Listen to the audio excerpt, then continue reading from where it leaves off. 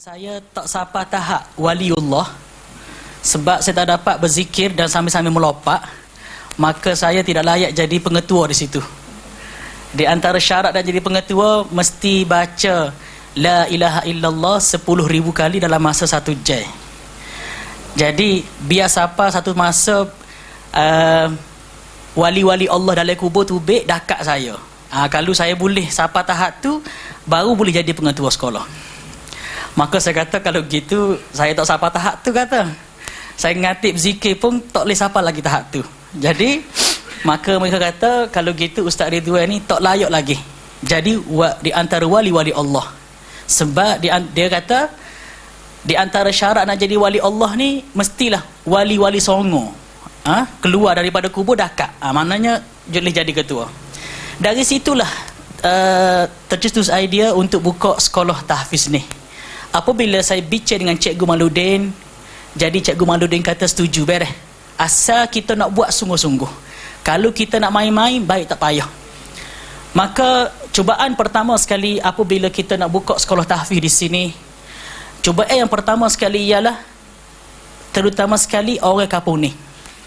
Mereka sangat suka apabila mereka kata apabila adanya sekolah tahfiz, kami berpeluang untuk mengupah pelajar-pelajar ini untuk membaca Quran untuk si mati. Allahu Akbar. Dan ada juga di antara mereka kata, untunglah Ustaz Ridwan, dan saya pernah ditawar untuk baca Quran di kubur selama 7 hari. Bayaran pertama mereka kata nak bayar RM50 pada saya, tapi saya tak sanggup. Last sekali mereka nak bayar RM150 satu malam. Baca sejam je. Saya tanya kenapa suruh saya baca. Dia kata suara ustaz ni sedap sikit, jadi sedap mayat dengar. Astaghfirullahalazim, ya. Itu di antara cubaan. Apabila kita buka sekolah tahfiz ni, alhamdulillah, mula-mula sekali kawan saya di Johor, saya tanya dia, ustaz, macam mana cara ustaz buka sekolah tahfiz? Berapakah modal peruntukan untuk buat sekolah tahfiz? Dia kata modal sebenarnya ialah keyakinan kepada Allah. Waktu itu alhamdulillah dalam akaun bank saya memang banyak duit, ada RM6, ya. Dan selain pada tu tak ada duit. Kali pertama sekali kita iklan kepada ahli jemaah yang mana kita akan buka sekolah. Waktu tu ahli jemaah alhamdulillah berderu mari. Tapi kutipan pertama kita pada hari itu yang kita nak sekurang-kurangnya 20,000, hari itu kita dapat RM1,000 sahaja. Tapi kita sabar, alhamdulillah. Tempat yang ahli jemaah duduk sekarang ni sebenarnya tempat parking kereta kita nak buat mula-mula. Last sekali kita tengok surau tak ada di sekolah kita ni, maka kita buat dinding. Kita iklan pada jemaah, alhamdulillah. Dalam masa 5 bulan tak ada seorang pun bagi sumbangan. Subhanallah. Last sekali kita buat, ada orang bagi, jemaah-jemaah atas ming atas. Bila siap dinding, mari seorang orang Kelantan duduk di Johor, dia tengok, dia kata saya nak sponsor kapek. Subhanallah, subhanallah. Mari Datuk, subhanallah. Tengok tak ada akaun, dia kata nak sponsor akaun. Subhanallah. Mic kita tak ada, Datuk sponsor mic. Alhamdulillah. Ini semua, dan jangan rusing ahli jemaah. Semua ahli jemaah di sini ada yang pernah beri sumbangan, semua duit itu kita guna untuk sekolah kita, alhamdulillah.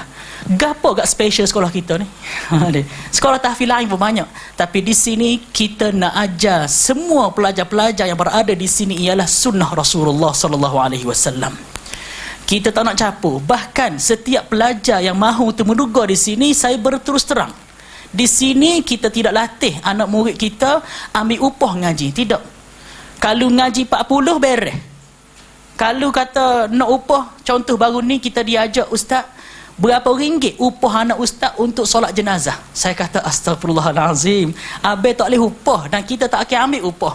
Ustaz kena ambil sebab kita tak tergamuk. Saya kata tak, kalau nak ambil kita akan solat jenazah tetapi kita tak akan ambil upah. Baru ni ada orang yang Allah mari jumpa, ustaz kita dengar sini tak ambil upah solat jenazah. Memeh.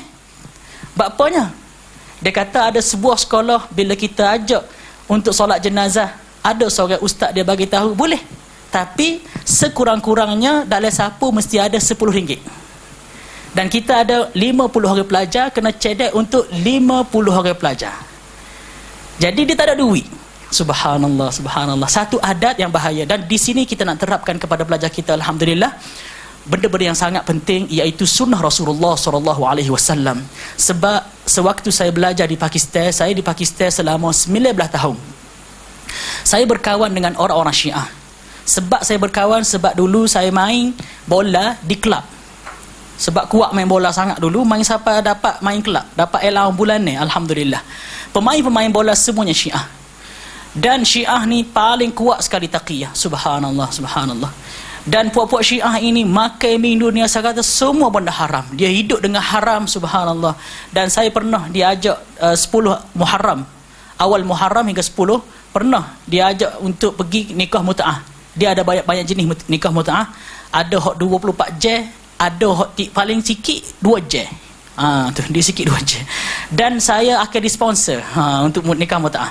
Dan boleh pilih 5 orang satu malam. Pesing mana, masya-Allah. Cuma dia kena akad nikah tu. Akad nikah dengan ada wali dia tu. Subhanallah, subhanallah. Jadi dari manakah timbul benda-benda yang ni? Sebenarnya timbul semua perkara ini daripada tak adanya ilmu. Apabila tak ada ilmu, timbul selalu. Hari ni alhamdulillah kita akan bincangkan amal sunnah sebagai jati diri ummah. Baru ni Ustaz Ding ada bagi tahu, untuk kita nak hidupkan sunnah mesti beramal dengan sunnah. Di antara kita di sini ramai apabila mereka baca surah-surah yang menjadi adat setiap malam Jumaat. Menjadi adat, saya tak sebut surah tu, masing-masing tahu. Asal malam Jumaat kena baca surah tu. Sedangkan Rasulullah SAW bersabda yang bermaksud bacalah surah Kahfi, Allah Ta'ala akan jaga Jumaat ni hingga ke Jumaat yang akan datang. Tapi kita sendiri yang faham sunnah, kita tak amal benda tu, subhanallah. Cuba kita tanya diri kita, berapa orang di antara kita dia amal sunnah Rasulullah SAW. Jadi malam ini insya-Allah dengan izin Allah Subhanahu Wa Taala bersama kita Ustaz Hakimi, dan selepas ni akan mari Ustaz Ding insya-Allah akan bincang tentang sunnah Rasulullah SAW. Sebab Rasulullah SAW bersabda, taraktu fikum amrain lan tadillu in tamassaktum bihima kitaballah wa sunnati nabiyyi. Aku tinggal padamu 2 perkara, mu tak akan sesat. Saya nak sentuh sikit, minta maaf sebelum saya bagi. Sekali itu saya pergi ke Terengganu. Dan saya ni memang kalau mudah kalau di Pakistan saya kena habis jalan. Sebab saya duduk 19 tahun. Tapi di Malaysia banyak jalan saya tak kena. Apabila saya tak kena jalan, betapa susahnya saya nak pergi Terengganu je, tak jauh pun. Sesak juga. Gi salah masuk, tak tahu ke mana, tiba-tiba nak tubik ke jalan jeli. Macam mana tak boleh tubik ke jeli? Saya tak tahu. Ya, orang lain sapa 4 je, saya sapa 9 je baru sapa. Subhanallah. Sebab apa? Sebab tak ada ilmu. Tak ada ilmu tentang jalan yang lurus yang sepatutnya saya pergi ke Terengganu. Apabila kita jalan hak kita nak pergi, tak tahu, tak ada ilmu, maka kita akan sesak. Sesak di dunia boleh patah balik, tetapi sesak bila mati tak ada tali patah balik dah. Jadi setakat ini pada hari ini macam kita buat ceramah ya.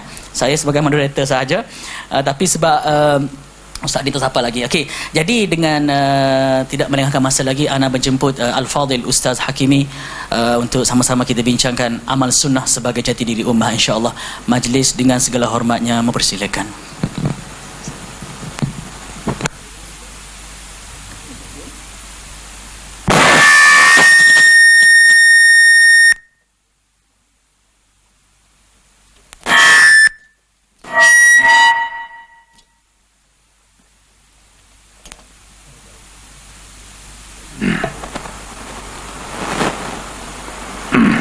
Assalamualaikum warahmatullahi taala wabarakatuh. Alhamdulillah rabbil alamin. Wassalatu wassalamu ala asyrafil anbiya'i wal mursalin wa ala alihi wa sahbihi ajma'in. Rabbi shrah li sadri wa yassir li amri wahlul 'uqdatam min lisani yafqahu qawli. Subhanaka la ilma lana illa ma 'allamtana innaka antal alimul hakim. ولا حول ولا قوة إلا بالله العلي العظيم أما بعد.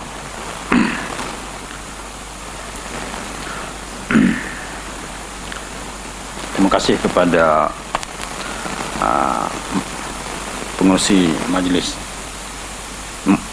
Ustaz Ridwan dan semua hadirin hadirat yang hadir pada malam ni.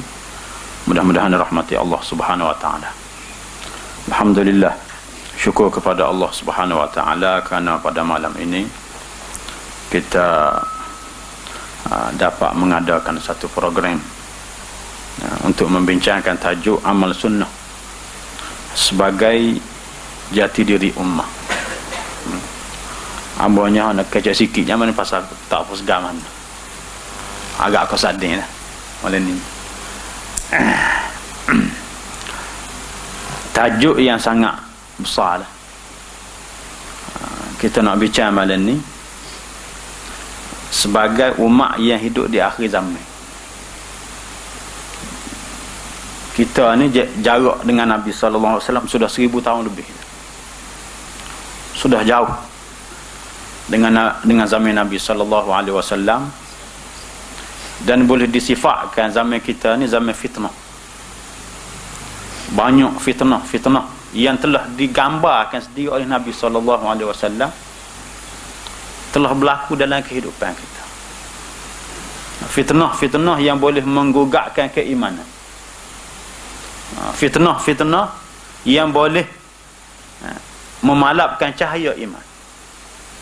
Orang yang masih lagi berpegang dengan agama, dengan petunjuk Nabi sallallahu alaihi wasallam, merupakan orang-orang pilihan Allah Subhanahu wa taala.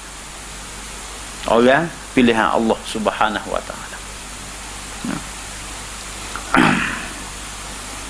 Apabila kita bincang amal sunnah, sebenarnya kita nak bincang zaman awal yang dibentuk oleh Nabi kita Muhammad sallallahu alaihi wasallam, iaitu zaman sahabat Nabi, zaman yang dipuji oleh Allah Subhanahu wa taala, radhiyallahu anhum wa radu'an. Allah telah redha kepada generasi awal sahabat Nabi sallallahu alaihi wasallam, dan mereka juga redha kepada Allah Subhanahu wa taala. Dan banyak dalam Quran sendiri ayat-ayat yang memberi pengiktirafan besar kepada sahabat Nabi sallallahu alaihi wasallam. Dalam hadis Nabi banyak mana Nabi sebut khairul quruni qarni thumma alladhina yalunahum thumma alladhina yalunahum. Sebaik-baik kurun-kurun aku iaitu sahabat Nabi. Kemudian selepas daripada aku tabi'in, thumma alladhina yalunahum, kemudian tabi'un tabi'in, yang disebut sebagai kurun salafus salih.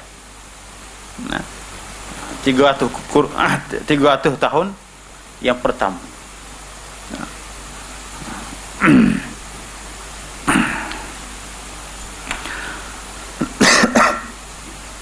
Apabila kita tengok kepada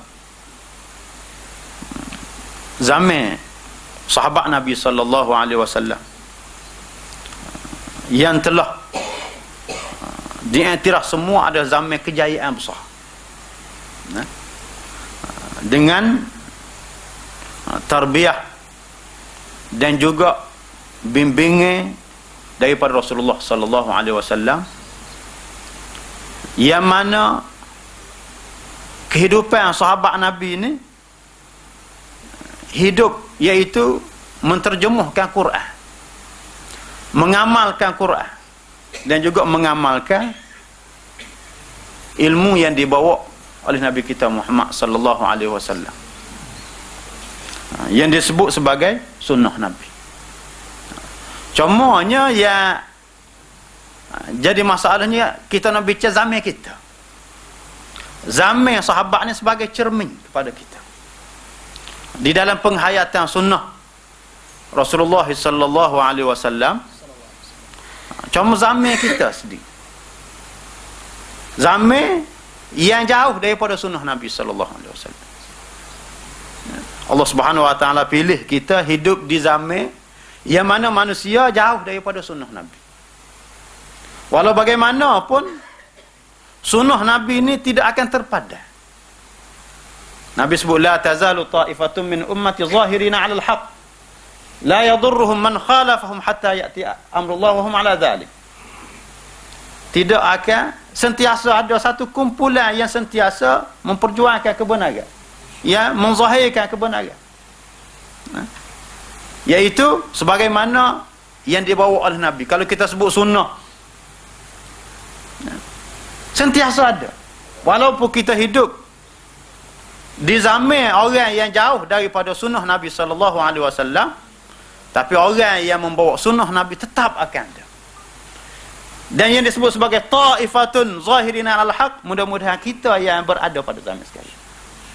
Kita sekarang ni termasuk di dalam yang disebut oleh Nabi sebagai orang yang berada di akhir zaman, yang sentiasa berada di atas sunnah Nabi sallallahu alaihi wasallam.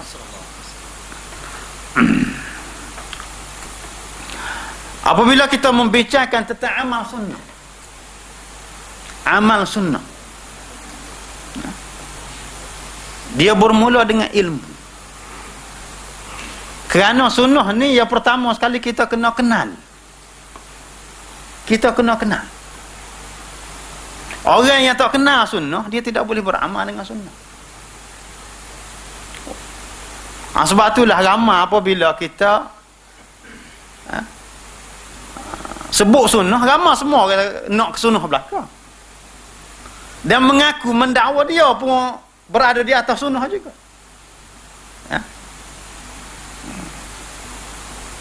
Apabila ditulis sifatu salatin Nabi, cara semaya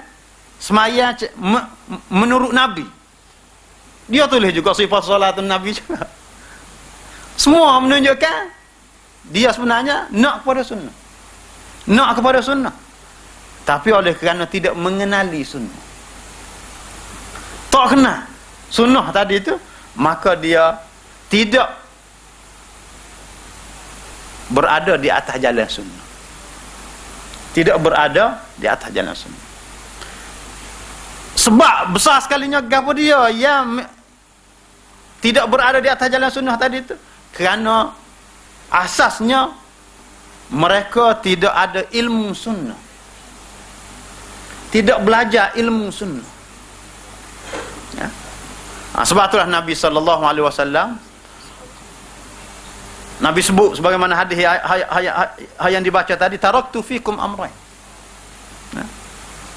lan tadillu abada ma in tamassaktum bihima, kitabullah wa sunnati. Aku tinggal kepada kamu dua perintah besar, kamu tidak akan sesat selama mana kamu berpegang dengan kedua-duanya. Yang pertama, perintah supaya berpegang dengan kitab Allah, Quran. Yang keduanya, hadis Nabi sallallahu alaihi wasallam.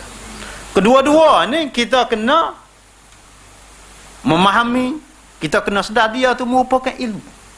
Hatu dulu kita kena faham dia tu ilmu. Quran ilmu, hadis Nabi ilmu, dan kedua-duanya merupakan ilmu sunnah, merupakan ilmu sunnah. Dan tidak mana-mana generasi tidak terpesong jauh daripada sunnah kecuali apabila dia meninggalkan ilmu sunnah. Dengan sebab dia mengabaikan ilmu sunnah, maka dia akan terpesong daripada sunnah Rasulullah sallallahu alaihi wasallam. Kalau kita tengok dalam sejarah sendiri,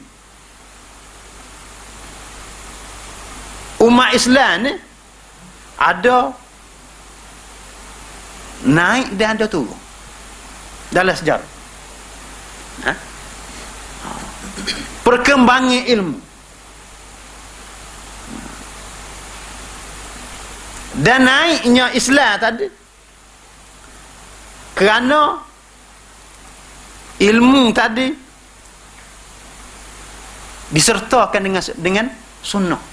Apabila ilmu tadi disertakan dengan sunnah, ketika itu disebut sebagai zaman kegemilangan Islam. Dan kita tengok zaman kejatuhan Islam tadi apabila terpisahnya daripada ilmu sunnah. Ilmu fiqh, ilmu tauhid, ilmu akidah, dan juga ilmu tasawuf apabila terpisah. Kalau kita baca perkembangan agama ni, lahirnya beberapa gerakan beberapa gerakan. 3 lah. Disebut oleh Syah Waliullah Ad-Dahlawi pun 3. Nah. Yang pertama sekali dia panggil ahlul hadis. Gerakan ahlul hadis. Ia mengembangkan hadis. Hadis daripada mereka awalnya hanyalah ilmu tentang hafalan hadis. Hak yang biasa saja. Ya. Sehingga jadi satu sistem yang lengkap dengan ilmu riwayah dan juga ilmu dirayah. Ya. Dia panggil fiqhu ahlul hadis, aqidatu ahlul hadis, tasawuf ahlul hadis, semua sekali kita kata. Ada. Itu dengan sebab perkembangannya ilmu hadis. Tidak kata ilmu hadis ni hanyalah nak tahu sahih dengan dhaif saja, tidak. Ya.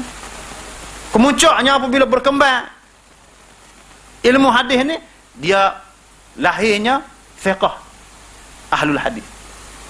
Imam Bukhari ada fiqh Imam Bukhari, Imam Tirmizi, semua sekali. Apabila lahirnya kutubus sittah, semua sekali itu bukan sekadar kita nak tahu hadis ni, hadis saja, sahih, dhaif, bahkan kita nak tengok fiqh sebagaimana yang difahami oleh ahlul hadis. Lagu. Yang keduanya, aliran yang kedua iaitu aliran ahlul ra'i. Aliran ahlul ra'i. Ahlul ra'i ini yang pertama sekalinya ulama fiqh lah. Ulama fiqh. Ya. Yang banyak menggunakan akal, berijtihad gitu. Dan juga termasuk juga dalam bab akidah ni, termasuk ahlul kalam. Ya. Satu aliran ni sehingga berkembang luas. Berkembang luas. Timbulnya mazhab dan juga timbulnya kitab-kitab madrasah. Yang ketiganya ahlul kashfi war ruhani. Ahlul kashfi war ruhani. Yang kita sebutnya ahlul tasawuf. Timbul perkembangan dia juga pesak juga dengan lahirnya tarikat-tarikat macam-macam. Ya. Pada mereka awal sah ya, semua sekali. Tapi apa akhir-akhir dia jadi satu pemisah. Ya. Gerakan. Dia ada positif dan dia ada negatif dia. Ahlul ra'i tak cara mana kepada hadis. Tak cara mana kepada hadis. Hanyalah berijtihad, guna banyak logik semua sekali. Ya. Hadis dhaif, hadis tidak, semua sekali asalkan hadis semua sekali. Kita boleh tengok kesan dia. Akhir sekali kita boleh tengok kesannya, kitab-kitab fiqh. Kadang-kadang setengah kitab tu tak ada hadis berapa semua sekali, sebut hukum saja. Mengajar masyarakat ni hanyalah kesimpulan hukum. Kesimpulan hukum. Dalil tak ada. Setengah tu ada dalil, tapi tidak sebut sahih ke dhaif ke semua sekali, tak ada. Tak ada sebut. Nah.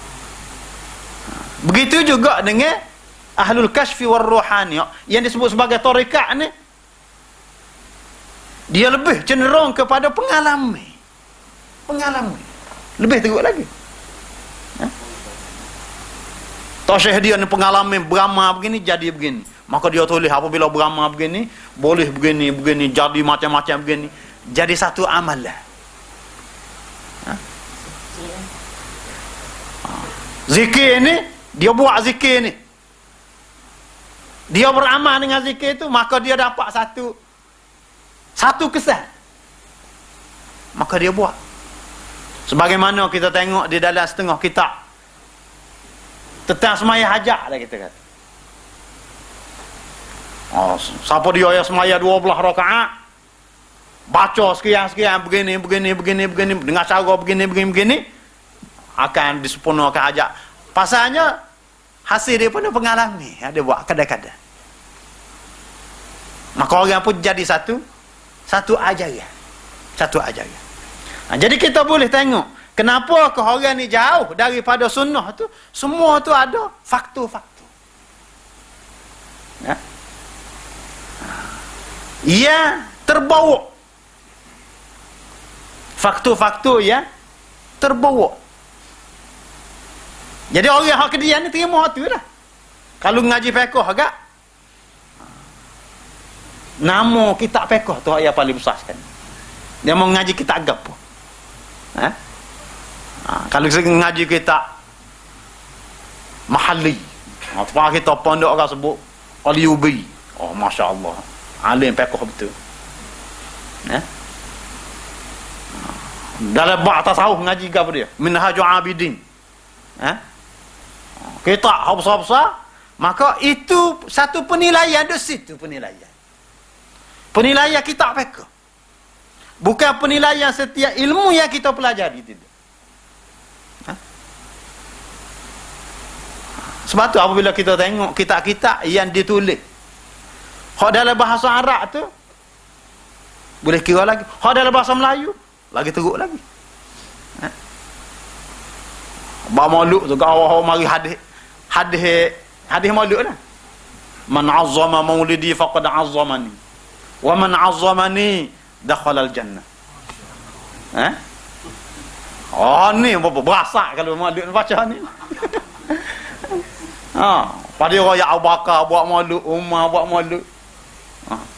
Baru pasal Nabi sebut Nabi ada hadis tak kan? Abang kata tak buat, dia kata buat. Nabi sebut sendiri. Dia tak tahu hadis maudhu'. Semua hadis tentang maulud itu maudhu' belaka. Tapi ada dalam kitab Melayunya.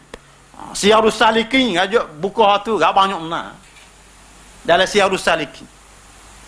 Semua tu maudhu' belaka. Banyak. Ini dari segi sejarah kita sebut. Bapa yang jadi lagu ni kita. Bapa yang jadi lagu ni tu kerana perkembangan agama tadi tu dia memisahkan daripada ilmu sunnah. Dengan sebab terpisah daripada ilmu sunnah. Tak mari lagi ustaz ni. Nah, mungkin kita soal main ni berat. Lama lagi.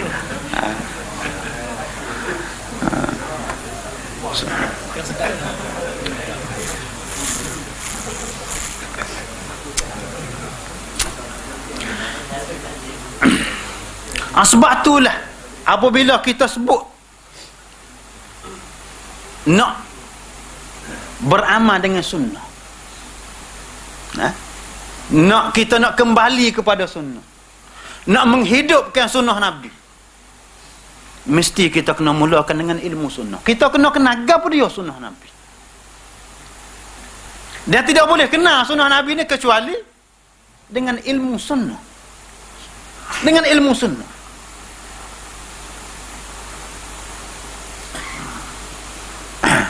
Sebab tu apabila kita nak bawa sunnah, tidak mesti kita kena sabar ke ilmu sunnah. Ilmu sunnah.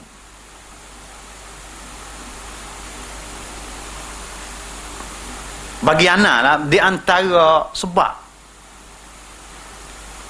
menjadi kekeliruan setengah orang hendak sunnah dah. Hendak sunnah dah. Dia masih lagi tidak mengenal sunnah dengan ilmu sunnah. Tidak. Dia hanyalah ada fikrah sunnah. Dua kali tu kita kena faham. Yang pertama ilmu sunnah, yang kedua fikrah sunnah. Pemikiran sunnah. Banyak orang hak sebelah Kuala Lumpur dia kenal sunnah dengan fikrah sunnah. Fikrah sunnah ni mana dia ngajar kita hak ulama sunnah, dia ngajar kita hak tu dikarang oleh ulama sunnah. Apabila dia mananya karang kita hak ulama sunnah, kadang-kadang pendapat dia ada hak menjurus kepada pendapat dia. Bahawa fikrah ni diulah mengikut sifat Orang tu sendiri, ulama tu sendiri. Dia tak lagi dah. Kalau kita ngaji fiqh pun kita akan jumpa ada hak kerah, ada hak sederhana, ada hak yang lembut telaja. Pasal sifat sendiri. Begitu juga hak fikrah sunnah ni begitu juga. Kalau sekiranya orang yang bawa sunnah tu kerah, dia akan bawa fikrah yang kerah. Kita pelik popo IS pun sunnah juga. Apa banyak lagi tak jumpa lagi hak berat-berat hak sunnah ni. Berat. Membah kafir, Albani kafir, semua kafir belaka. Kita kata apa sunnah juga. Bapa tu kerana dia mengenali sunnah melalui fikrah. Kita orang tulis, maka dia tulis dengan cara yang kerah, maka dia bawa cara kerah.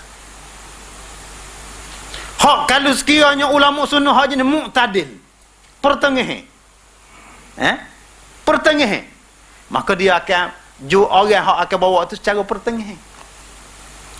Tak apalah hak pertengahan. Ada hak ulama sunnah pula hak jenis lembut telaja. Lembut telaja dia. Nak ke sunnah tapi boleh belaka. Mutasahil dia. Maluk tak apa. Dia kata kita buat cara sunnah. Nak buat cara sunnah ke mana? Munggu asal, munggu mari tidak acu yang sunnah dah. Dia hak boleh buat cara sunnah ni bagian hak asal sunnah. Baru kita boleh mengembalikan kepada sunnah.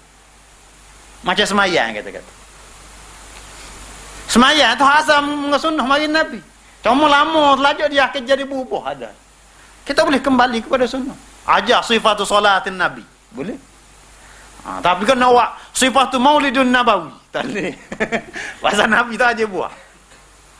Hal bagian bukan apa tu lagi kalau bagian mari daripada Syiah. Mari dah lecah dah kata-kata. Berat pula orang ambil tu kata mari dah lecah. Pak kita nak suruh jadi comel. Nak suruh jadi comel. Tidak jadi comel. Dia tidak jadi comel. Jadi mesti. Jadi kita kena membezakan di antara fikrah sunnah dengan ilmu sunnah. Dengan ilmu sunnah.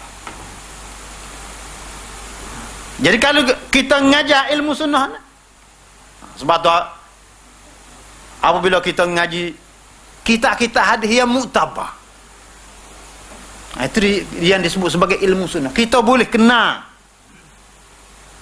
sunnah daripada suluhan yang sebenar. Daripada suluhan yang sebenar. Kadang-kadang kita berasa hak jadi masalah hak sunnahnya tak boleh terima khilaf kita. Ada juga orang hak jenis tak boleh terima khilaf. Pasal sunnah kita nak ikut Nabi kan. Tak boleh terima khilaf. Kalau kita ngaji ilmu sunnah tak ada masalah. Kita ngaji ilmu sunnah. Kita nak jawab kau rebah khilaf pun mudah. Kadang-kadang orang mari khilaf kita kata. Dia hurai dengan berbagai-bagai huraian. Dia tafsir dengan berbagai-bagai tafsir. Kita hang ngaji sunnah ni kita nak hurai ataupun tafsir khilaf tadi sebagaimana ada dalam hadis. Khilaf tu ada dalam hadis ke tak ada? Kalau tak ada dalam hadis tak apa. Kita nak tafsir dengan pendapat kawan tu, pendapat kawan ni tak apa. Pasal tak ada dalam hadis, tak ada dalam Quran. Tapi kalau ada dalam hadis, apa tak saya ambil huraian daripada hadis? Nabi sebut wa man ya'ish minkum ba'di fa sayara ikhtilafan kan. Fa alaikum bi sunnati wa sunnatil khulafa'ur rasyidin. Nabi sebut khilaf ada dua dah situ. Yang pertamanya khilaf makbul. Khilaf haula sunnah. Fa alaikum bi sunnati wa sunnatil khulafa'ir rasyidin. Sunnah tu sendiri kalau kita ngaji hadis Imam Tirmizi zahaba ilaihi Syafi'i wa qala bihi Ahmad. Macam-macam sebut.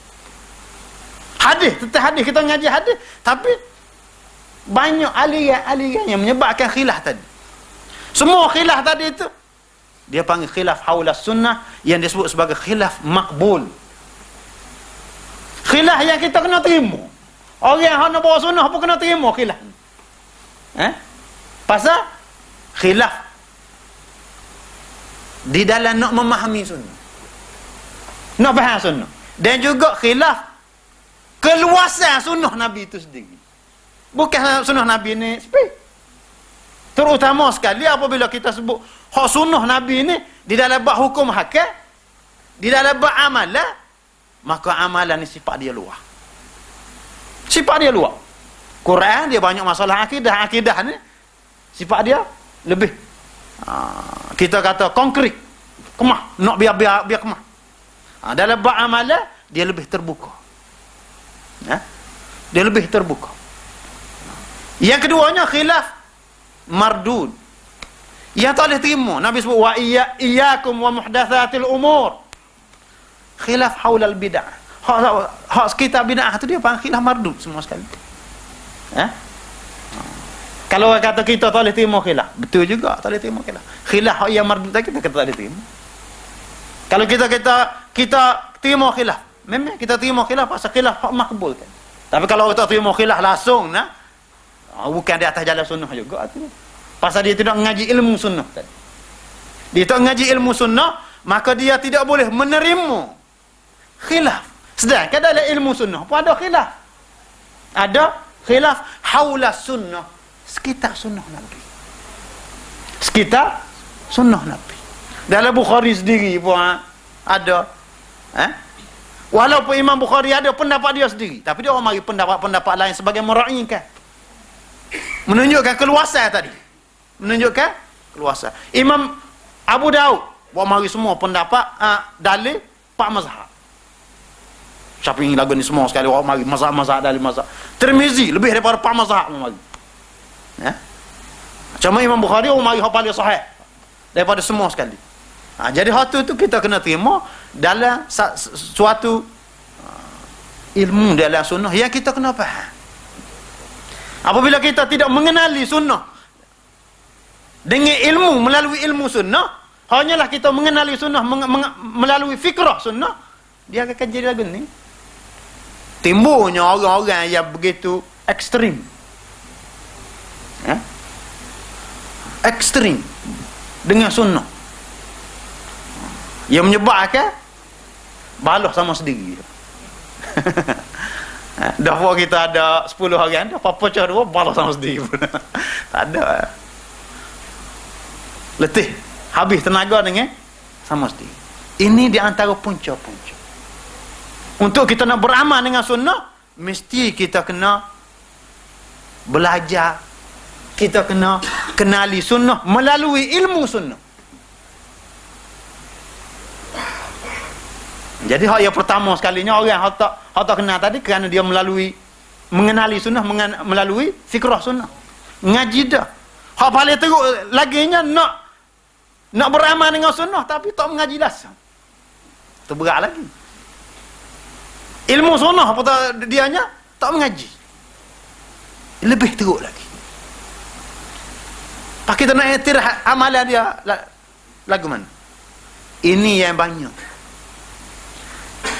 Lepas tu bukan sekadar dia kata dia nak beramal dengan sunnah, pada dia kecek pula, dia hukum orang pula. Itu lebih berat lagi.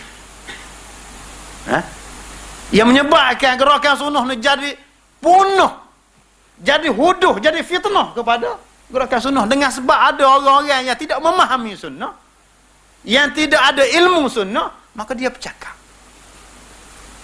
Dia bercakap. Jadi punah.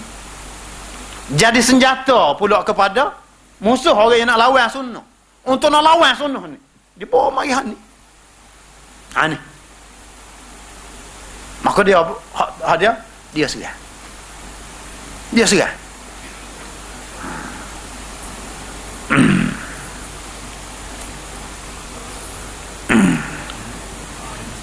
Gimana? Sudah lah dah. Kalau kita tahu kita tak hari juga tadi. Salah kata hari. Kan.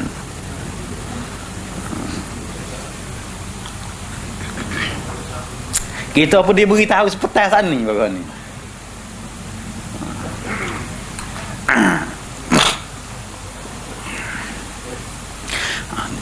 Kalau sekiranya kita kena sunnah melalui ilmu sunnah, barulah amalan kita tepat dengan sunnah. Amalan kita bertepatan dengan sunnah. Sebab tu apabila kita nak bawa sunnah, maka kita kena bawa ilmu sunnah kepada masyarakat.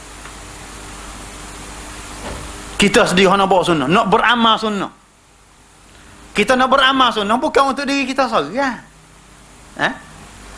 Nak bawa untuk semua sunnah. Maka nak tak nak mesti bawa ilmu sunnah kepada masyarakat. Ilmu sunnah kepada masyarakat. Kita tengok banyak tempat yang berjaya. Di Pakistan sendiri. Di Pakistan sendiri, kejayaan sana ahlul hadis kata. Bertapuk lama dah dia tersebar luas. Dengan sebab dia ni buka sekolah. Buka sekolah, banyak buat sekolah. Ajar ilmu sunnah. Ajar ilmu sunnah. Buka sekolah. Kita kalau nak mengajar atas masjid itu tahu ilmu sunnah tu. Kadang-kadang orang ngaji tu awak ilah puas ya. Bukan nak mengaji sangat ada di masjid. Nak nanti maya Isa. Dia cokor situ. Pak kalau kita raya apa-apa sikit jadi balas orang apa nak. Letih. Sebab tu dah apabila kita nak bawa ilmu sunnah ni mesti kita kena buka pusat dia untuk nak bawa ilmu sunnah. Di Pakistan kita tengok berjaya. Berjaya. Di Pakistan sendiri. Di Yaman, anak pergi ke Yaman. Yaman tempat Syiah Zaidiyah. Asal memang tapuk Syiah Zaidiyah. Tapi oleh kerana sunnah ni masuk, buka pusat. Buka situ, buka sini, buka. Akhir sekali berjaya. Siapa ke masjid-masjid Syiah Zaidiyah ni, kita boleh masuk mengajar, boleh berapa semua sekali. Hak tua-tua hak pergi kemah dengan Syiah Zaidiyah. Macam tempat kita sini. Hak muda-muda ni boleh tarik kepada sunnah. Hak Syiah Zaidiyah ada. Syiah Zaidiyah kita boleh pergi sembahyang dalam masjid dia. Kita pun pergi sudut sana sembahyang masjid dia. Pasal dia tidak banyak khilaf. Walaupun bid'ah juga. Tapi dari segi akidahnya, dia tidak bid'ah siapa ke akidah. Amalan tu ada. Dari segi amalan. Banyak hayya ala khairil amal subuh. Bunyi. Tapi ayatnya apabila kita sebar ke ilmu sunnah, maka dia jadi terlebih habis. Qalamu. Tak ada. Fahamin. Jadi kalau kita nak periduk sunnah di tempat kita ni, tak ada cara lain. Itu caranya, mesti kita kena bersungguh. Sapuk. Untuk nak buka sekolah-sekolah sunnah. Tepat-tepat sunnah. Kena bagi kita sebagai pendukung sunnah ni, kena bagi sokongan padu. Sokongan padu. Teruk kalau kita nak mengajar di masjid nak bawa sunnah. Dia balas dengan majlis agama. Masalah bukan dia. Tak buat masalah di majlis tak apa sunnah juga. Dia sunnah. Nah, ayahnya tu balas dengan majlis agama ni, balas dengan hal ni. Bukan dia. Kita.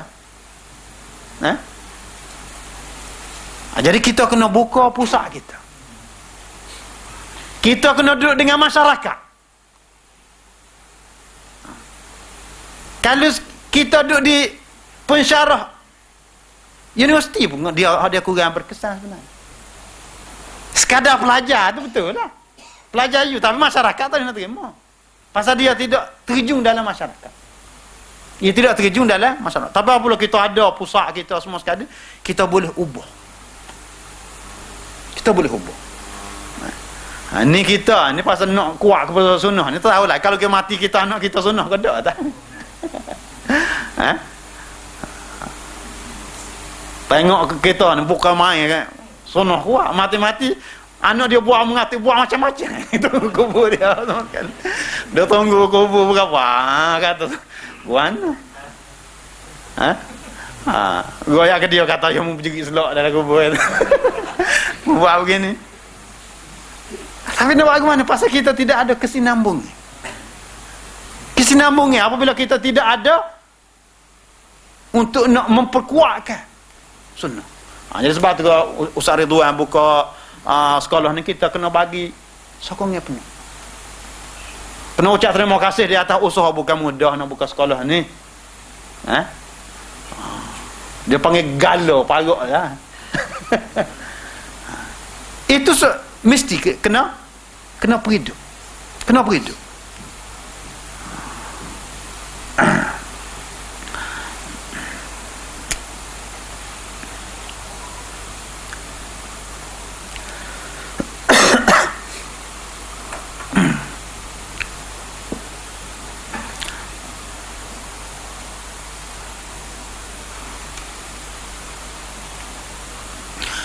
Dan di antara unsur yang kedua, kita nak beramal dengan sunnah.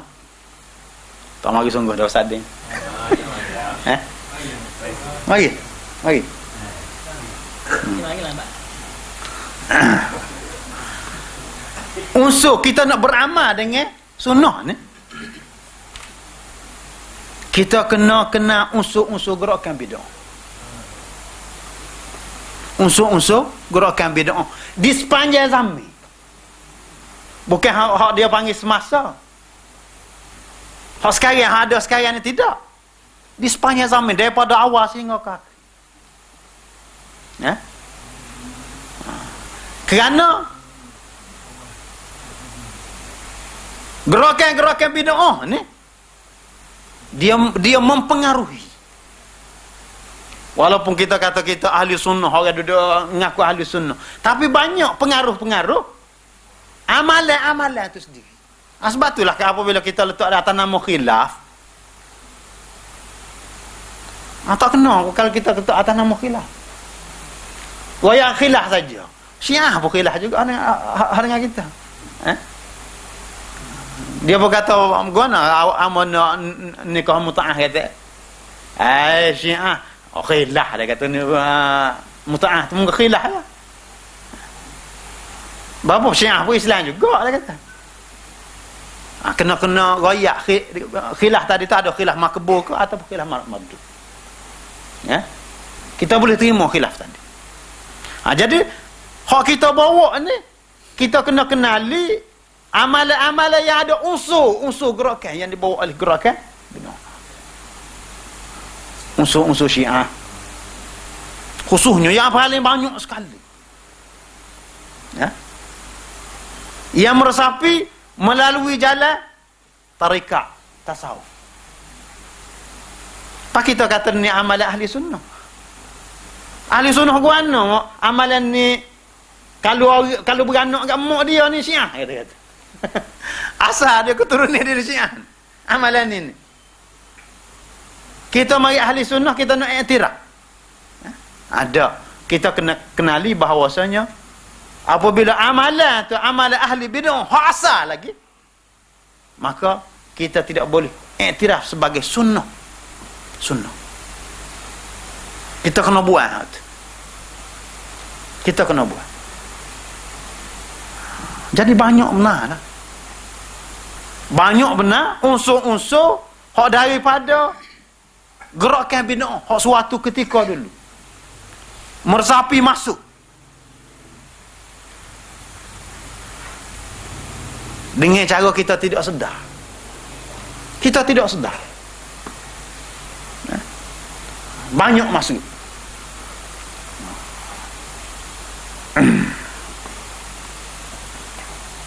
Kita percaya ke Nabi Khidir. Macam-macam kepercayaan. Barang-barang yang hak sahabat Nabi tak ada. Duduk cium kaki. Apa kita hanya duduk berayak. Hawa tubik hadis. Jumpa Nabi secara yaqazah. Secara yaqazah ni faham? Yaqazah. Supaya hamba jumpa dengan mari dicokok gini. Itu dia panggil yaqazah. Kalau dalam mimpi tak apa lah. Jumpa mana Nabi ni cokoh, dia jumpa tengok Nabi cak.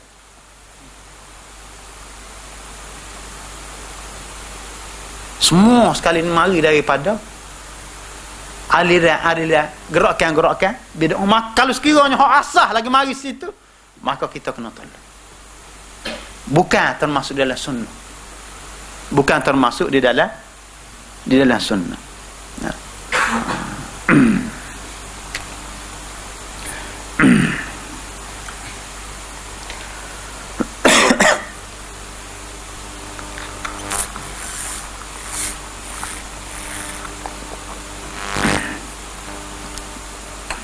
Cuma nak benterah bagian-bagian ini bukan mudah.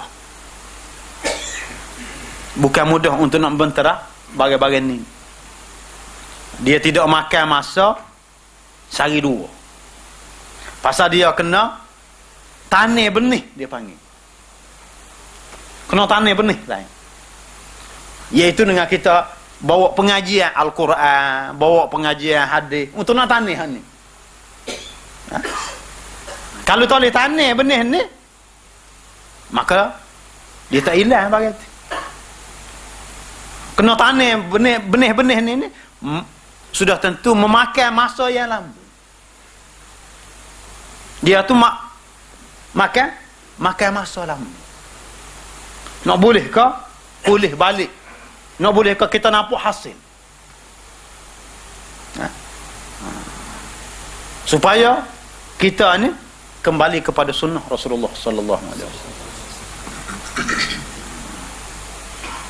Apakah kita nak bawa sunnah sekarang ni supaya Nabi duduk Mekah dulu? Supaya Nabi duduk Mekah dulu. Berhadapan dengan kerajaan. Nabi nak bawa agama tu berhadapan dengan kerajaan Mekah sendiri. Kita nak bawa sunnah ni berhadapan dengan kerajaan. Nak mengajar tauliah kadang-kadang kena tarik tauliah. Tabui tauliah. Kita nak mengajar. Kena sekak, kena berapa semua sekali. Tapi kita kena ingat ini adalah halangan yang kita nak bawa sunnah. Dan kalau kita bawa sunnah, Allah Subhanahu Wa Taala akan bagi kejayaan akhir. Kalau sekiranya kita sabar. Sebagaimana Allah Subhanahu Wa Taala bagi kejayaan kepada Rasulullah sallallahu alaihi wasallam kerana bawa agama. Berjaya walaupun di Mekah dulu berbagai-bagai halangan dihadapi oleh Nabi kita Muhammad sallallahu alaihi wasallam. Kalau duduk di Saudi itu mudah lah. Pasal kerajaan dia orang yang nak bawa bid'ah pula susah yang sana ni. Pasal kerajaan ada sokongan daripada kerajaan tadi. Walau bagaimanapun kita jangan berasa putus asa.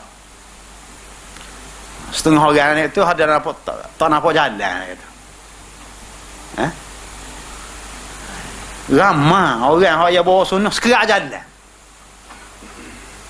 Dia yang mengaji marino habis. Mau ke sunnah balik-balik dia teruk. Tak nampak jalan. Kita berdakwah 2 hari tu berasa sakit perut dah. Nak hadapi berat. Tapi apabila orang yang kenal bahawasanya itulah jalan orang yang bawa sunnah, dia boleh bawa. Dan kita akan dapat kejayaan. Hamba sendirinya di antara hamba kagum Maulana Asri lah. Orang di antara orang yang memperkenalkan ilmu sunnah, ngajar Bukhari, Muslim semua sekali, dia yang bersungguh. Puluh-puluh tahun mengajar. Dia mengajar. Walaupun mereka awalnya kita tengok tidak berapa berjaya, tapi apabila lama sangat, boleh nampak kejayaan. Orang nak kepada sunnah Rasulullah sallallahu alaihi wasallam. Jangan kita berasa putus hati. Untuk nak bawa sunnah Rasulullah sallallahu alaihi wasallam.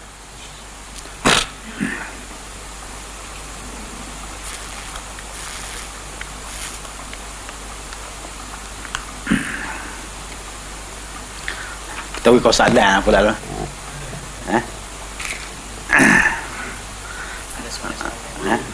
Kita berhenti dulu pasal kalau ada soalan ke apa kita buka untuk soalan.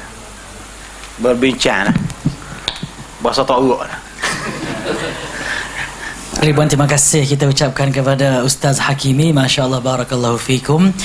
Yang mana setara dia tak sihat tu maklumat sangat banyak, Masya Allah. Terutama sekali bagi kita nak faham sunnah. Rupa-rupanya kita ni tak start lagi nak faham sunnah. Kita duk koya sebelum ni. Sedang awak kita koya pun tak perasan kita tu tengah koya. Oh, Masya Allah. Kita duk koya, kita faham sunnah. Rupa-rupanya kita belum mempelajari apa yang sepatut dipelajari untuk memahami sunnah. Dengan cara faham fiqh sunnah, bukan fikrah sunnah. Apa yang disebut oleh Ustaz Hakim tadi. Fikrah sunnah ini iaitu satu mainan dalam hati sebenarnya untuk menenangkan hati kita dengan ilmu yang cetek yang kita ada tadi supaya kita tenang. Itu sebenarnya. Banyak di antara kita dia faham sunnah, tapi dia rasa cukup dengan apa yang dia faham, maka dia tak usah belajar lebih. Dia rasa kan aku dah cukup dah apa yang aku ada. Sebab apa? Hak ni aku buat dah, hak ni aku buat dah, macam-macam aku buat. Dan sebenarnya dia tak khabar, dia tak sedar, dia sedang diwaswas oleh syaitan. Apabila diwaswas oleh syaitan, kita akan rasa cukup dengan ilmu. Dan hari ni subhanallah, saya rasa macam saya belajar semula sunnah. Subhanallah, tahniah kepada Ustaz. Semoga Allah Ta'ala tambah ilmu kepada Ustaz dan kita semua insya-Allah. Dan balik hari ni kena belajar sunnah. Doa tidur kita ingat tak? Sunnah Nabi tu. Doa masuk tanda. Ingat, Allahumma barik lana fi mara. Betul? Sudah kali ni. Doa keluar, Masya Allah. Banyak sangat doa-doa. Saya pernah ngajar beberapa orang pelajar yang nak sunnah, belajar ngajar doa. Saya ngajar-ngajar lebih kurang beberapa bulan. Ingat aku ngapa belakang hak sunnah tu. Ya Allah, tak ngapa doa-doa sunnah. Pening saya. Kalau hak nak ke sunnah, tak ngapa sunnah. Siapa nak ngapa? Tak, siapa nak ngapa? Okey. Jadi di sini ada satu soalan yang insya-Allah saya sendiri nak tanya sikit dan lepas ni ahli jemaah boleh tanya. Macam mana Ustaz nak tanam satu sifat minat untuk mempelajari sunnah? Okey, boleh Ustaz jawab. Terima kasih Ustaz. Tak kupu lah. Okey, nak kumpul soalan boleh. Ahli jemaah ada soalan? Tanya hok soalan paling payah kali. Hari ni peluang, ya? Alhamdulillah. Saya seronok sangat akak tangan Saya seronok sangat bila Ustaz sebut kita tak faham sunnah yang mana khilaf maqbul. Dia ada khilaf mardud dan khilaf maqbul. Kita dok rasa benda yang kita belajar sunnah, tetapi banyak lagi kitab-kitab sunnah yang kita belum mempelajarinya. Dan kita rasa oh ni lah sunnah, hak lain bukan sunnah. Astaghfirullahalazim. Okey, ada soalan? Terima kasih banyak. 10 suku lah, masya-Allah ya. Agak-agak Ustaz Ding siapa ke? InsyaAllah siapa. Cuma Ustaz Ding akhir dia kita lewat dah ni. Tak. Okey, ada soalan?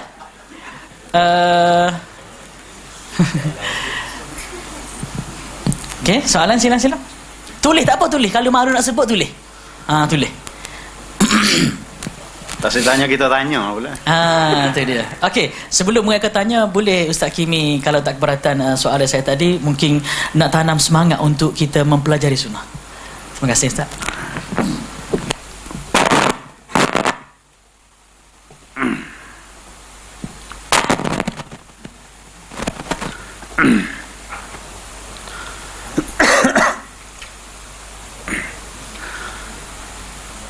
Di antara keistimewaan kita ngaji sunnah ni, kita sebut sunnah ni adalah hak tulis. Kita buat amal yakin 100%. Kita royak ke orang, semua hak kita buat amal ni bukan untuk dunia. Semaya, puasa, baca Quran, bukan kita nak tengok atas dunia. Hak akhirat. Kalau sekiranya kita tak yakin, berasa tak yakin, kita nak bawa, berasa boleh terima dah ya akhirat. Tapi kalau sekiranya kita ambil daripada Nabi, sudah tentu dah. Rasulullah SAW sebut dalam hadis, kullukum yadkhulunal jannata illa man aba. Semua kamu aku jamin masuk syurga belaka kecuali orang tak sah. Qala ya Rasulullah wa man ya'ba ya Rasulullah. Siapa dia hak tak sah masuk syurga? Pelik lah. Orang gila pun nak masuk syurga ni. Kalau tanya. Tapi Nabi kata ada orang tak sah masuk syurga. Qala man ata'ani dakhala al-jannah. Siapa dia yang taat kepada aku? Taat dengan mana? Ittiba'u sunnati. Siapa dia hak ikut sunnah aku jamin masuk syurga. Wa man ani faqad aba. Siapa dia hak deraka kepada aku, iaitu dia berpaling daripada sunnah aku, dia tak saya masuk syurga. Jadi oleh kerana amalan ni kita nak bawa akhirat untuk nak masuk syurga, maka kita sendiri kena yakin. Hak semua hak kita buat tu kita yakin. Kadang-kadang orang kata ustaz minta nak suruh buat amalan begini-begini, minta maaf hamba tak berani. Hamba sendiri hamba tak berani. Pasal Nabi tidak buat. Pasal amalan ni kita nak terima akhirat. Kita nak terima akhirat. Jadi hamba sendiri tak berani nak buat. Hamba sendiri tak berani nak buat. Pasal Nabi tak buat, amalan ni kita nak terima akhirat. Hamba sendiri tak yakin. Jadi kita kena royak, bagi kesedaran kepada masyarakat, amalan hak kita nak buat ni kalau kita bertepatan dengan sunnah, kita yakin kita boleh terima di akhirat. Kerana Nabi jamin. Hak yang bertepatan dengan sunnah Rasulullah sallallahu alaihi wasallam. Cuma kita kena sendiri nak yakin tadi tu, kena faham ilmu sunnah. Kena faham ilmu sunnah. Pasal sunnah tu sendiri sejata orang guna juga. Bapa ni pun sunnah juga ada kata. Sunnah. Hamba jumpa seorang, kita duduk ngajar semua sekali tu, jumpa seorang, dia hanya kuat masa di universiti dulu tu nak sunnah pasal duduk, tapi dia hanyalah ada fikrah sunnah. Dia ngaji kitab-kitab semua sekali, kuat dia hanya orang muda kan. Balik mula-mula jumpa anak semua sekali, alhamdulillah. Siapa tu? Oh.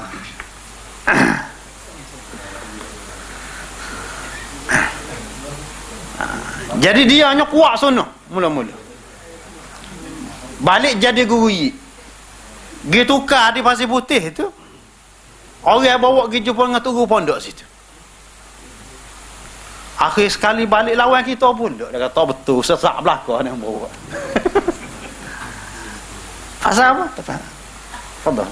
Pasal tak faham sunnah. Hak ya sebenarnya ilmu sunnah tak ada. Ilmu sunnah tu tak ada, maka akhir sekali dia sendiri berasa hak orang hak sunnah tu tak betul. Jadi kita sendirinya kena ada ilmu sunnah dan kena bagi targhib kepada orang lain supaya orang ni bersemangat nak kepada sunnah. Berasa sunnah ni bernilai besar. Hak kita buat walaupun sunnah hak kecil tapi besar sebenarnya. Walaupun amalan sunnah tu kecil. Walaupun kecil. Dan sahabat Nabi ni di antara keistimewaan sahabat Nabi ni berpegang teguh dengan sunnah. Dia ni sensitif dengan lari daripada sunnah. Ini di antara sifat yang ada pada sahabat Nabi. Jadi sikit kita setakat itulah. Pasal Ustaz Din mari kita nak bagi peluang seluah-luahnya kepada dia insya-Allah. Okey, alhamdulillah kita alhamdulillah Ustaz Din sampai tak tasim lagi pas. Cuma alhamdulillah memandangkan masa sekarang ni 10.20 dah. Insya-Allah kita minta Ustaz Din sipo sikitlah insya-Allah. Jadi kita akan beri kemungkinan besar mungkin 9 minit boleh ya? Nah, tapi 20 minit. Boleh 20 minit? Kau 2 je. Okey, saya tak ada masalah. Jadi okey, kalau gitu insya-Allah ahli Jumaat bersepakat insya-Allah dalam masa 20 minit dan alhamdulillah kita bersyukur sangat pada Allah Subhanahu Wa Taala ya. Sebenarnya kelah malam ini kelah Maulana Syari. dan dia sakit. Semoga Allah Ta'ala bagi kesihatan yang sempurna bagi Maulana Syahrir dan kita semua insya-Allah. Jadi untuk tidak melengahkan masa lagi, kita menjemput Ustaz Din untuk bagi kesimpulan apa yang kita bincang pada malam ni, iaitu amal apa tadi? Amal sunnah sebagai jati diri ummah. Terima kasih. Assalamualaikum. Assalamualaikum warahmatullahi wabarakatuh. Terima kasih kepada Al-Fadhil Ustaz Ridwan, pada sahabat Amos Ustaz Hakimi, pada Cikgu Din dan semualah, kepada hadirin hadirat. Kalau bahasa pelik sungguh majlis ni. Hamba tak dengar apa satu ke ni. Jadi kena buat kesimpulan. Parut. Kalau parut main malam ni. Tajuk soalan pun tak ada. Nak ayat apa dia tadi nak? Cuma yang gini lah. Pada Ustaz Lai ada dah pada tu.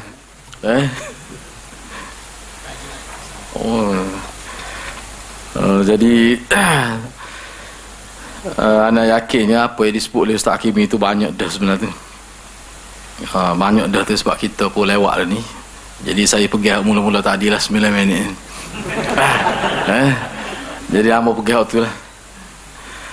Jadi berkait dengan amal sunnah sebagai jati diri ummah ni. Jadi boleh barangkali apa yang saya nak sebut ni, apa yang saya akan sebut ni boleh jadi bertindan ataupun telah disebut oleh Al-Fadhil Ustaz Hakimi. Jadi bertindan tak bertindan tu saya tak tahulah tu. Jadi saya kira saya sebut ni apa yang saya nak sebut. Pertama sekalinya kalau tengok kepada tajuk ni, saya cuba sebut gini lah. Dalam konteks kita nak ni apa ada dalam kitab lah. Kalau berkait dengan nak lawan ajaran sesat ni, kita kena amal hak betul. Jadi kita kena menjadi ejen ataupun kita kata yang memasarkan ajaran Nabi. Hak tu sebenarnya hak besar. Jadi kita tidak boleh lawan amalan yang tidak betul ataupun kita kata amalan yang bercanggah dengan Nabi, kita lawan dengan cakap kita serai dengan lidah. Itu dia tidak boleh sampai maksud dia. Ataupun dalam bahasa mudah, kalau kita nak lawan perkara bid'ah, kita kena pasarkan sunnah dalam masyarakat. Mana puak kita ni kena amal sunnah. Bila sebut sunnah ni, dia bukan berkait dengan semaya, boleh berkait. Sunnah ni mana kehidupan lah. Kehidupan tu lagu mana? Kehidupan ni luah. Jadi kalau nak lawan sunnah, kena amal tu lah. Kalau nak lawan bid'ah, makna kita ni kena amal sunnah. Hak bercakap tu duduk nombor 2, nombor 3. Jadi sejauh mana kita berusaha untuk mendekatkan kehidupan kita seharian dengan sunnah, maka sejauh itulah juga sebenarnya kita melawan bid'ah tu. Sebenarnya saya bimbang juga sebenarnya takut kita duk sebut bid'ah. Tiba-tiba hak bid'ah tu yang kita tak buat. Hak lain kita buat belakang. Hak tidak sunnah tu. Kita bimbang gitu. Ataupun kita lawan hak bid'ah tu, tapi hak sunnah kita tak buat. Sebab kuat dah lawan bid'ah. Jadi tak ada masa nak buat sunnah. Bimbang takut jadi gitu ya. Jadi ini sebagai peringatan kepada saya sendiri dan kita semualah. Sebab tu bagi saya, untuk supaya kita mempunyai jati diri sesuai dengan tajuk ni, tak dapat tidak sunnah itu perlu dihidupkan dalam diri kita, dalam keluarga kita dan seterusnya. Dan selain daripada itu, dalam konteks ni kerana tengok sini ada berkenaan dengan dakwah juga, saya nak sebut begini ya. Dalam konteks dakwah ni makna kita kena cari keahlian. Kalau bahasa ni keahlian lah dia sebut. Bagaimana kita nak meramaikan, maknanya kita kata umat Islam yang belajar sunnah itu. Sebab sunnahnya dia tak akan dapat kalau kita tidak belajar hadis. Dia tak akan dapat. Dia tak ada melalui sunnah. Daripada sini kita boleh buat koreksi, kita buat muhasabah. Kalau isteri kita tak pernah dengar hadis-hadis Nabi, macam mana dia nak amal sunnah? Tak mungkin. Anak-anak perempuan kita yang tidak pernah belajar hadis, tak pernah dengar pun mana pengajian hadis, jadi bagaimana dia nak amal sunnah tu? Sebab hak kita dengar dah ni pun mana tidak amal juga. Hak kita dengar dah ni sikit benar amal. Jadi kalau hak tak dengar langsung, bahkan jadi pelik pula dia amal sunnah tapi tak ngaji hadis. Kita kata kok mana? Jadi pelik kalah tu. Kita pun nak tahu jadi lagu mana. Dia tak ngaji hadis tapi boleh amal sunnah. Kita pun nak tahu tu. Kok mana boleh jadi gitu? Itu suatu benda yang bercanggah lah. Tidak belajar hadis tiba-tiba amal sunnah, itu suatu perkara yang bercanggah. Jadi tak mungkin berlaku gitu. Sebab itulah saya sendiri saya menghargai lah dia punya usaha pihak Mataharu ni, mana untuk menganjurkan program-program gini. Dan selepas ni yang paling penting mana pengajian tu, bagaimana untuk kelangsungan pengajian tu. Dan selepas ni pendukung-pendukung sunnah ataupun kita kata yang mana bagi saya lah dari segi pengistilahan itu, penggunaan istilah itu sebenarnya kalau dalam masyarakat kita dia lebih suka kita sebut amalan Nabi. Amalan Nabi ni dia mudah faham selalu orang Melayu. Sebab kalau sunnah ditanya geria sunnah kuih kau gapo. Jadi kalau sebut amalan Nabi dia faham selalu. Lepas tu dari segi setengah-setengah orang itu dia anggap bila sebut orang yang bercakap sebut sunnah-sunnah ni dia pandai saigu. Pelik juga. Pak kali siap. Sana pun gitu juga. Tu. Begitu juga bid'ah. Kalau kita kuat sangat duk guna sebab Nabi pun tak banyak guna bid'ah dalam hadis. 23 tahun Nabi kita kata berdakwah tu, berapa hadis ya sebut bid'ah ni? Tak banyak. Sebab tu kita dalam konteks ni nak lawan hak kita panggil bid'ah tu, ataupun dalam bahasa lain biasa saya gunakan, saya pergi saya tidak sebut bid'ah. Saya sebut maknanya amalan hak Nabi tak buat lah. Tidak bid'ah, cuma amalan hak Nabi tak buat. Gitu. Jadi orang dia ginilah supaya Dr. Zu Al-Bakri. Jangan dikata kau orang bodoh. Kata tak cerdik sudah. Dia tak cerdik ni orang tak marah. Sebab dia tidak jelas kebodohan tu. Tapi kalau kita sebut bodoh tak payah takwil dah. Jadi dia berasa kata aku bodoh. Tak cerdik boleh kira. Kalau orang ngaji mantik, huduh dengan tidak cantik ni berat tidak cantik lagi. Sebenarnya sebab tu dia menafikan cantik. Huduh ni kadang-kadang kita yang nampak huduh ni. Orang tu nampak comel. Tapi kalau kata tidak cantik, berat ni. Tapi orang kita mujur tak ngaji mantik. Kalau ngaji mantik berat. Dia guna nafi ni sebenarnya berat lagi. Asalnya berat lagi. Ni bodoh. Kita kata tak comel. Tak comel ni kita kata. Sebab tu kita tengok contoh dia kata sahabat saya. Rasa tak ada sini malam ni. Pelik dia ni. Dia suka perempuan gemuk. Dia kalau minta maaf lah sebut dah sungguh ni. Memang isteri dia besar itu tu. Saya kelih terkejut. Jolo sungguh masa sekolah dia kata dia memang nak cari perempuan gemuk, kata. Cita rasa dia gitu. Nak mana? Memang dia cari jumpa gemuk sungguh. Kita kelih nengung. Maknanya kalau kita kata uduh, bagi kita uduh lah. Uduh memang gemuk sungguh. Pipi litah lingo. Tapi bagi dia comel. Puas hati bawa kata-kata lagi. Bukan kata malu-malu bawa dah. Tapi kalau tidak comel, ni masalah besar. Mana kita menafikan comel, sebab comel ni bagai relatif, bagai nisbiyah tu, bagai nisbah. Jadi kita pun gerakan awal ni pun kita dalam sebelum orang ngaji mantik ni kita guna dulu. Sehabis-habisnya. Jadi kalau boleh kurangkan penggunaan itulah bagi saya gitulah. Kurangkan penggunaan istilah tu, cuma kita perbanyakkan dari segi mengaji dah amat lah seboleh-boleh. Yalah, hak tu bergantung pada individu sebenarnya. Tetapi saya yakin mana untuk lawan bid'ah ni, lawan perkara Nabi tak buat ni, lawan perkara tak betul ni, kita kena hidupkan hak betul tu. Ja'al haq wa zahaqal batil, itu sipir dia. Jadi kita nak lawan hak batil kena pamerkan hak itu, hak betul tu. Baru jadi. Kalau tidak letih kita. Orang tanya mana hak betul? Jadi kita tak nak ayat. Kita pun tak faham. Cuma kita tahu salah. Hak betul kita tak tahu. Tu berat jugalah. Jadi saya segitu. Jadi kita ni jangan kuat sangat guna istilah bid'ah. Patu sunnah pun. Kalau sebab dia sunnah tu memang besar, tapi kalimah tu bila satu ketika sudah jadi fobia kepada masyarakat, kita cubalah kurang ke penggunaan dia tu. Itu dari segi strategi dakwah lah. Cuma kita buat hijau. Buat. Kita amal tu. Gitu. Jadi saya nak hijau sikit lah. Untuk program yang lain kali, setiap orang kena bawa seorang mari. Berat ke? Poli tak apa, dia bawa kilik 2. Setiap orang kena gitu. Jadi saya lah ni kita guna istilah 9 bulan seorang kita cari. Jadi nak cari mana? Cari atas rumah kita dulu. Bagaimana kita nak dakwah isteri kita biar dia ni mari ngaji hadis? Kena kira lah ke mana? Kalau perlu beli gelar. Habis modal lah sikit dakwah ni. Kena ok lah. Ke mana salah? Salah setuju nampak tu.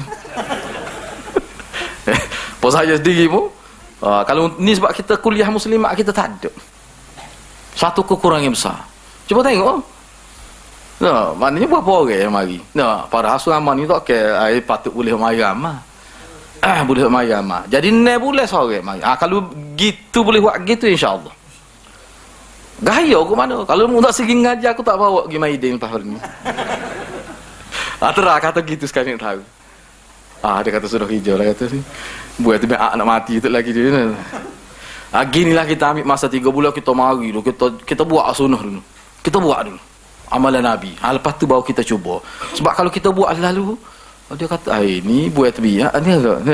Sebab kita pun maya pun tak apa jelas molek. Go-to-go tiba-tiba gup dengan drastik gitu, takut dia tak boleh faham. Kita ubah dulu, ambil. Mana kita ada perancangan lah 2-3 bulan ni.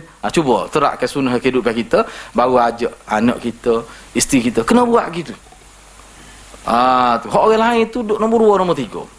Saya rasa kalau buat gitu 9 bulan boleh cari seorang. Sebab pelik. Saya pun tak heran juga kalau Syiah lah. Antara perkara yang dirasakan pelik lah Syiah ni. Pelik maksudnya orang kagum. Orang kagum dia. Bila masuk jadi Syiah, dia jadi pendakwah lalu.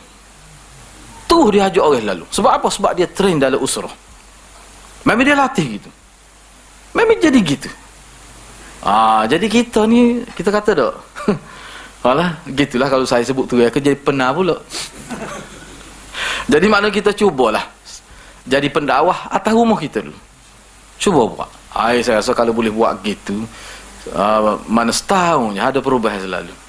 Kita pakat buat. Kadang-kadang untuk terap sunnah dari kita ni, kita perlu sokongan keluarga tu. Perlu sokongan keluarga. Jadi kalau sama-sama faham, dia sama-sama beringat lah. Gitu. Jadi saya harap gitulah. Jadi bagi saya tajuk ni maulid benar lah. Amalan sunnah sebagai jati diri ummah ni memang maulid sungguh ni. Ni kita kena perbanyakkan pengajian hadis, bui maklumat daripada kita menyerah orang. Rugi kita sebab kita menyerah ni, kita mencari musuh sebenarnya. Saya tak berapa suka gitu. Lebih baik kita tunjuk pada dia. Sebab manusia ni kalau kita paksa dia terima, kalau dia tak terima dia balas kita. Tu kena beringat. Sebab tu janganlah kita bila tahu dah dia tak belakangi benda ni, duk sebut macam depan dia. Dia tengok kita jauh serabut dah. Tak kena lah lagu tu. Pok kita di sendiri nak. Jadi cuba eloklah tu. Kalau kita letak kita ni dalam posisi da'i, mana kita kena ada sifat tu. Kalau tidak, lari orang. Bukan kau ramai, kau sikit. Bini dia pun serabut. Jadi gitulah. Itulah apa yang saya boleh sebut. Jadi apa yang disebut oleh Ustaz Hakimi tu banyak dah. Jadi untuk peringatan saya sendiri dan semualah yang hadir, rasanya cukup dah 9 minit tu pengurusi. Jadi saya setakat itulah dulu. Kerana saya pun baru gitulah. Malah kalau sebut, sebab kalau pergi lagi jadi panjang pula. Sebab saya ni tak boleh duduk depan mikrofon. Gitulah. Jadi setakat itulah. Terima kasih banyaklah kepada Mataharu kerana jemput saya untuk berkongsi dengan Ustaz Hakimi pada malam ni. Saya setakat itulah. Assalamualaikum warahmatullahi wabarakatuh. Alhamdulillah, bersyukur pada Allah Subhanahu Wa Taala, dan insya-Allah lain kali kita akan adakan lagi dan kita akan elak pada Jumaat semua. Dan alhamdulillah bersyukur pada Allah Subhanahu Wa Taala kerana kita panjang umur dan lagi kita nak berdakwah. Sekarang ni kita kena cari dah 9 bulan sore. Tak payah deh. Tak, kita buat nego tu boleh cari. Nego apa panggil? Ya. Tambah sekali. Silakan. Ada sikit. Tinggal ni nak sebut benarnya. Dia gini, kita cadang ni pandangan saya tak bincang lagi secara khususnya. Kita cadang program muslimat, kita nak buat sini. Program muslimat ni gini. Program pengajian muslimat ni kita nak cari muslimat juga yang ngajar. Jadi muslimat tu ada dah. Ustazah lah, hebat lah. Saya rasa hebat tu sebab saya kenal dia. Jadi kita nak pengajian kita ni pengajian tidak seperti pengajian di balas-balasan nak mari-mari tak. Kita nak ambil nama. Kita nak isi borang. Siapa nak masuk kelas kena isi borang. Mungkin kita ambil lajak dari masa 2 bulan, kita cari keahlian. Maknanya kelas muslimat kita ni kita kira sebagai keahlian. Misalnya misalnya Cikgu Ding. Okey, dia keluarga dia untuk muslimat lah. Isteri dia boleh mari. Kita tidak paksa boleh mari, tapi kena isi borang. Kena isi borang. Kita nak buat pengajian lagu tu. Nak cari siapa 40 orang. Cukup 40 kita akan mula kelas. Boleh jadi kehadiran itu sampai 100. Bapak 100 tu. Mana hak tidak tak isi borang, hak tidak bui komen, mari tengok dulu, mari dengar dulu. Kita akan umum secara terbuka. Cumanya hak isi borang. Untuk pengajian ni, dah tu insya-Allah ada sukat tel lah. Sukat tel ni tak payah buat sebab dia ada dah. Fiqhul mar'ah ke, boleh hak tu. Lepas tu pengajian hadis. Jadi insya-Allah hak tu kita buat dengan serius lah. Mana ada ambil keahlian, ambil nama. Maknanya isi borang. Misalnya keluarga Dr. Ramzi misalnya. Betul tak tahu tu? Akhir Ramzi betul ke? Akhir Ramzi. Misalnya dia boleh bawa bapa anak perempuan dia ke isteri dia, boleh. Tak boleh tak apalah. Sebab ada setengah tu memang tak boleh. Mungkin anak kecil misalnya tak apalah. Berapa orang? Boleh jadi Akhir Ramzi 2 orang. Saya 2 orang. Jadi perkara itu kita ambil nama. Kita nak supaya kelas kita ni maknanya ngaji biar sengerti.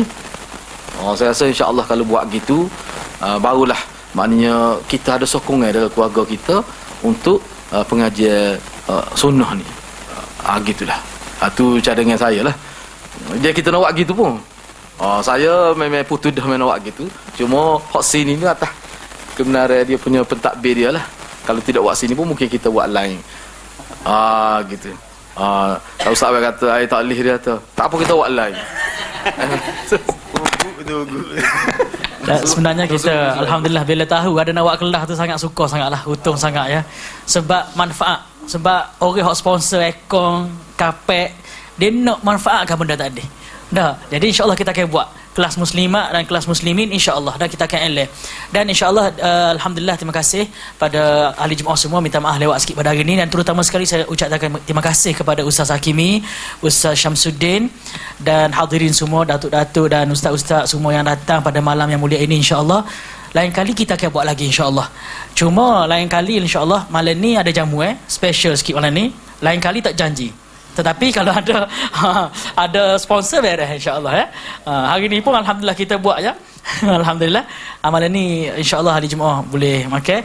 Jadi kalau ada apa soalan tak tanya hari ni lain kali kupu banyak soalan kita mari lain kali insya-Allah. Jadi saya ucapkan terima kasih dan saya minta maaf banyak pada ahli Jumaat semua kalau dalam majlis ini terkasar bahasa. Insya-Allah ada masa jumpa lagi, dan di sana nanti ada tabung tabung untuk madrasah. Tadi ustaz kata kita kena bagi sokong untuk sekolah ni. Tabung tadi untuk kegunaan dana sekolah. Dan sekarang ni kita nak bayar tanah ni, kita nak beli, kita nak wakaf. Dia nak jual 850,000. Baru ni kita bayar dah 190,000. Tinggal lagi 990,000 tinggal lagi. Dan saya rasa tak mustahil kalau kita pakat tolong. Sebab apa? Dia ada boleh beli tanah ni. Nak beli lalu belakang tu. Sebab nak jadikan tapak sunnah sini. Dia ada kita nak buat masjid, boleh buat Jumaat. Deh. Perancangnya itulah insya-Allah. Subhanakallahumma wa bihamdika asyhadu an la ilaha illa anta astaghfiruka wa atubu ilaik. Wassalamualaikum warahmatullahi wabarakatuh.